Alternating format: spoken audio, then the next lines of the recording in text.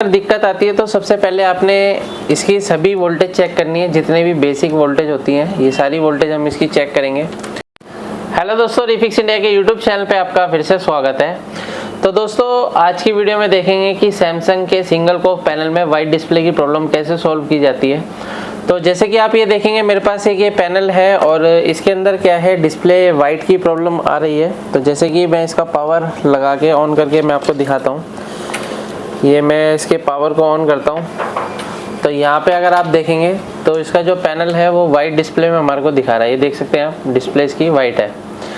तो इस तरीके की अगर दिक्कत आती है तो सबसे पहले आपने इसकी सभी वोल्टेज चेक करनी है। जितने भी बेसिक वोल्टेज होती हैं ये सारी वोल्टेज हम इसकी चेक करेंगे।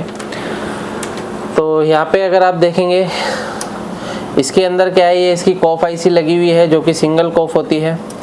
तो इसके लिए क्या होता है, सारी वोल्टेज हमारी बनाई जाती है अलग अलग वोल्टेज। जैसे मैं मल्टीमीटर को डीसी वोल्ट की रेंज पे सेट कर लेता हूँ। अब मैं इसको चेक करूँगा तो यहाँ पे आप ये देखेंगे 12 वोल्ट की सप्लाई बिल्कुल परफेक्ट है।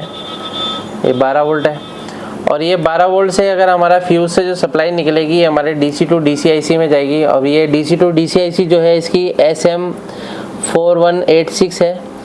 ये डीसी टू डीसी आईसी इसके अंदर यूज़ की गई है। अब यहाँ पे क्या है, इसके अंदर आप देखेंगे तो सबसे पहले यहाँ पे हम ये देखिए, यहाँ पे इसका 12 वोल्ट की सप्लाई बन रही है।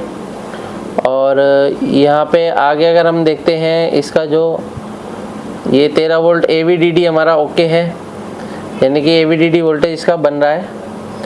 और यहाँ पे 3.3 वोल्ट की सप्लाई भी ओके है। यहाँ पे देखेंगे तो ये हमारा 1.8 वोल्ट की सप्लाई भी इसकी परफेक्ट है। उसके बाद यहाँ पे देखते हैं इसका, ये देखिए इसकी VGH वोल्टेज है जो कि 30 वोल्ट की सप्लाई बिल्कुल परफेक्ट है। 30 वोल्ट की सप्लाई भी इसकी ओके बन रही है। उसके बाद आगे अगर हम देखते हैं तो स्टेप बाय स्टेप दोस्तों इसको अगर आप चेक करते हैं तो आपको कहीं ना कहीं फॉल्ट ज़रूर मिलेगा। क्योंकि क्या होता है कि आप पैनल को जब चेक करते हैं तो खाली VGH VGL AVDD वगैरह चेक करके आप इसको छोड़ देते हैं या फिर कटिंग करना स्टार्ट करते हैं।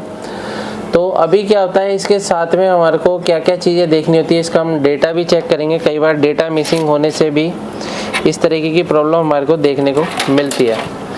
तो अभी मैं यहाँ पे इसका डेटा चेक करता हूँ। तो यहाँ पे आप ये देखेंगे तो यहाँ से हमारे को जो मिल रहा है ये 1.3 वोल्ट की सप्लाई ओके है। दूसरे पॉइंट पे हमारा 1 वोल्ट आ रहा है और ये हमारा 1.2 वोल्ट ये भी ओके है। 1 वोल्ट ये भी ओके है। यहाँ पे हमारा 5659 मिली वोल्ट मिल रहा है। यहाँ पे हमारा 56 के अराउंड वोल्टेज मिल रहा है। और यहाँ पे अगर हम देखते हैं तो यहाँ पे हमारे को ये देखिए, यहाँ पे हमारा 656 और 59 के अराउंड यहाँ पे वोल्टेज मिल रहा है। यानी कि क्या होता है, ये हमारे जो है ये हमारे LVDS के सारे सिग्नल होते हैं, यानी कि पेयर होते हैं जो हमारे मदरबोर्ड से आते हैं और मदरबोर्ड के द्वारा हमारे पैनल के अंदर ये जाते हैं। यानी कि ये LVDS सिग्नल जो होते हैं, LVDS सिग्नल से हमारा सारा डेटा बनता है। उसके बाद दोस्तों देखिए क्या होता है कि ये चीज़ चेक करने के बाद अभी हमारे को यहाँ पे भी चेक करना है। तो यहाँ पे हमने डेटा चेक करने के बाद यहाँ पे देखते हैं तो हमारा ये देखिए 13 वोल्ट की सप्लाई यहाँ पे बन रही है, यानी कि ये AVDD वोल्टेज यहाँ पे आ रहा है। और यहाँ से जो हमारी सप्लाई आउटपुट हो रही है रेजिस्टेंस है, ये 13 वोल्ट ही आउटपुट हो रही है। और यहाँ से अगर आप देखेंगे तो ये ट्रैक जा रहा है दूसरे रेजिस्टेंस के अंदर, यहाँ पे भी 13 वोल्ट की सप्लाई आ रही है। और यहाँ पे देखेंगे तो यहाँ पे हमारा बिल्कुल भी वोल्टेज नहीं है, यानी कि ये वोल्टेज बहुत कम हो गया। तो यहाँ पे देखिए होता क्या है कि यहाँ पे अगर आपकी 13 वोल्ट की सप्लाई है तो यहाँ पे आपकी कुछ ना कुछ वोल्टेज यहाँ पे कम होनी चाहिए, यहाँ पे वोल्टेज आपकी ज़्यादा बन रही है। यानी कि अगर यहाँ पे अगर हम चेक करेंगे तो ये जो हमारा AVDD वोल्टेज आ रहा है, ये AVDD वोल्टेज इस रेजिस्टेंस के द्वारा, यहाँ पे आप ये देख सकते हैं, यहाँ पे हमारा ये AVDD वोल्टेज जो है इस रेजिस्टेंस के द्वारा यहाँ पे AVDD बन रहा है, इस रेजिस्टेंस के द्वारा यहाँ पे जाएगा। यानी कि ये एक डिवाइडर सर्किट की तरह काम कर रहा है, यानी कि ये डिवाइडर सर्किट हमारा प्रॉपर तरीके से काम नहीं कर रहा है। तो यहाँ पे अगर हम देखेंगे तो यहाँ पे हमारे को जो वोल्टेज मिलना चाहिए वो यहाँ पे कम वोल्टेज मिलना चाहिए, यानी कि 7-8 वोल्ट के अराउंड यहाँ पे हमारे को वोल्टेज मिलना चाहिए। तो अभी हमारे को ये वोल्टेज नहीं मिल रहा है। तो अभी हम क्या काम करेंगे, यहाँ पे देख सकते हैं मेरे पास एक और पीसीबी है सेम। तो ये पीसीबी मेरे पास एक और है सेम। तो यहाँ पे भी अगर आप देखेंगे तो यहाँ पे इसका सेम सर्किट है। तो अगर मैं चेक करता हूँ ये रेजिस्टेंस की वैल्यू, तो वैल्यू के अकॉर्डिंग हम चेक करेंगे कि कहीं कोई वैल्यू शिफ्ट हो जाती है, तब भी इस तरीके की दिक्कत हमारे को देखने को मिलती है। मल्टीमीटर को हम सेट कर लेते हैं होम्स रेंज पर। तो यहाँ पे हम इसको कंफर्मेशन लेंगे। यहाँ पे आप ये देख सकते हैं यहाँ पे कितना, यहाँ पे हमारे को ये 4 किलो ओम के अराउंड दिखा रहा है। और इसकी अगर हम देखते हैं इसकी वैल्यू, तो इसकी वैल्यू भी सेम है, यानी कि 4.5, ये भी सही है। और अगर आगे चेक करते हैं तो यहाँ पे हमारे को जो दिखा रहा है वो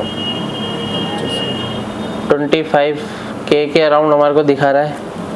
और यहाँ पे अगर हम देखते हैं तो हमारे को जो मिलता है, यहाँ पे हमारे को मिल रहा है 1.7K। तो यहाँ पे अगर आप देख सकते हैं, यहाँ पे जो है इसकी जो ये वाली रेजिस्टेंस है, इसकी वैल्यू थोड़ी सी हमारे को ज़्यादा नज़र आ रही है।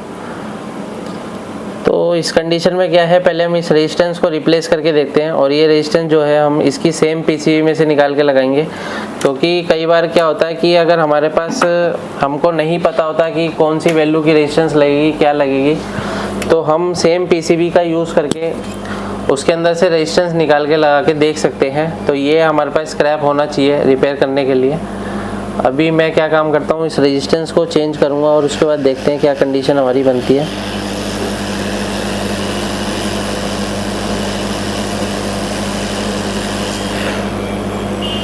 इसको मैं साइड में रख लेता हूँ। तो ये रेजिस्टेंस है इसकी, इसको हम फिनिशिंग से लगाएंगे। तो ये मैंने अभी यहाँ पे लगा दिया। अभी हम इसकी वैल्यू दोबारा से चेक करेंगे कि लगाने के बाद हमारे को क्या वैल्यू ये दिखा रहा है। तो यहाँ पे देखते हैं हम क्या वैल्यू हमारे को दिखा रहा है। तो 1.7K यहाँ पे भी दिखा रहा है। तो यानी कि ये जो रेजिस्टेंस है, हो सकता है इसकी वैल्यू हमारी शिफ्ट हो गई है। इस रेजिस्टेंस को साइड में कर देते हैं और अभी पैनल को ऑन करके चेक करेंगे, क्योंकि क्या है कि जब हमारी सारी वोल्टेज ओके होने के बाद भी इस तरीके की दिक्कत आती है, तो कहीं ना कहीं हमारे गामा सर्किट या फिर मान के चलो LVDS सिग्नल मिसिंग होने से भी इस तरीके की दिक्कत हमारे को देखने को मिलती है। तो सेट को भी हम ऑन करते हैं और देखते हैं क्या कंडीशन हमारे सेट में बनती है और क्या क्या वोल्टेज इसके अंदर बनती है। क्योंकि जो वो वोल्टेज हमारी 13 वोल्ट के अराउंड जो वोल्टेज बन रही थी, वो वोल्टेज हमारे को यहाँ पे कम मिलनी चाहिए। तो यहाँ पे अभी देखते हैं 13 वोल्ट हमारा ओके है। और यहाँ पे देखेंगे इसके अंदर 13 वोल्ट की सप्लाई बन रही थी, अभी आप यहाँ पे देख सकते हैं 8 वोल्ट इसका बन गया है। और ये 8 वोल्ट हमारा इस रेजिस्टेंस के अंदर गया और ये रेजिस्टेंस हमारा फिर से वोल्टेज को ड्रॉप करेगा। यहाँ से 8 से 6 वोल्ट हो गया और ये 6 वोल्ट की सप्लाई दूसरे रेजिस्टेंस के अंदर गई। और यहाँ से आप ये देख सकते हैं यहाँ पे 1 वोल्ट हो गया। और यहाँ से 1 वोल्ट होने के बाद आप यहाँ पे देखेंगे तो ये वोल्टेज हमारी मिली वोल्ट में चली गई है। तो यहाँ से आप ये देख सकते हैं ये हमारा एक तरीके से गामा सर्किट की तरह काम कर रहा है, जिसके अंदर यानी कि गामा सर्किट की तरह ये रेजिस्टेंस जो है काम कर रहे हैं, जो लगे हुए हैं। और इसके अंदर क्या है, एक रेजिस्टेंस जो थी वैल्यू शिफ्ट होने की वजह से इस तरीके की प्रॉब्लम हमारे को देखने को मिल रही थी। अभी आप यहाँ पे देख सकते हैं इसकी जो पिक्चर है वो बिल्कुल परफेक्ट तरीके से बन रही है, बिल्कुल ओके पिक्चर इसके अंदर चल रही है। तो अगर आपकी वाइट डिस्प्ले की प्रॉब्लम आती है तो आप इस तरीके से इसको चेक कर सकते हैं। वीडियो आपको पसंद आए तो वीडियो को लाइक करें, शेयर करें, कमेंट करें। Thank you friends.